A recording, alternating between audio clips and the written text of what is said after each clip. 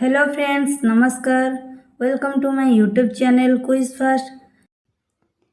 पिलामाने गणेश पूजा को नहीं ओडिया रचनाटीए अति सहज सरल एवं संक्षिप्त रे वर्णना करिछि।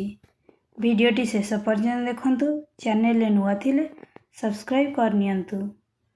चलो एबे स्टार्ट करिबा हमर वीडियोटी।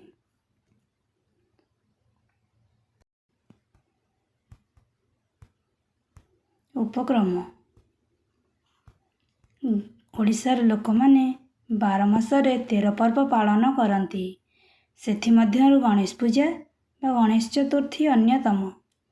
गणेश पूजा प्रतिवर्ष भाद्र मास शुक्ल पक्ष चतुर्थी तिथि रे पालन करा जाए।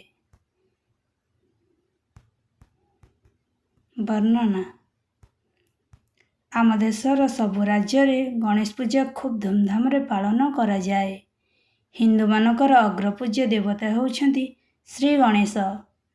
प्रत्येक पूजा होमयज्ञ विवाह व्रत एवं प्रतिष्ठा महोत्सव इत्यादि रे प्रथमे गणेश को पूजा करा जाए। प्रत्येक शिक्षानुष्ठान दुकान और समस्त अनुष्ठान मानकरे एही पूजा करा जाए। किछि लोक घरे मध्य श्रद्धा सह पूजा करिथांती। विद्यादाता तथा विघ्न विनाशक अग्रपूज्य को पूजा करिया द्वारा सिद्धि प्राप्त हुए और सकल विघ्न दूरे जाए। गणेश हेउछंती भगवान शिव और देवी पार्वती को पुत्र। गणेश चतुर्थी रे श्री गणेशंकर माटी तियारी मूर्ति पूजा करा जाए। कारीगर माने मूर्ति को आकर्षणीय रंग रे सुसज्जित करिथांती। विद्यालय रे छात्र छात्री माने खूब आनंदर सहित एही पर्व पालन करिथांती। नुआ पोशाक परिधान करी भोग और फूलमाल धरी स्कूल को आसी पूजारे बसंती। पूजा शेष रे पिलामाने पुष्पांजलि देइथांती एवं पर प्रसाद सेवन करती। विद्यालय रे एबे भोजी कार्यर आयोजन करा जाउछि। शेष रे मिठा मध्य बंटन करा जाइथाए। पिलामाने भोग धरी घर को आसंती। पूजार परदिन घंटा घंटा मृदंग झुणा बाण रे चतुर्दिग मुखरित करी श्री गणेश को विसर्जन करा जाए।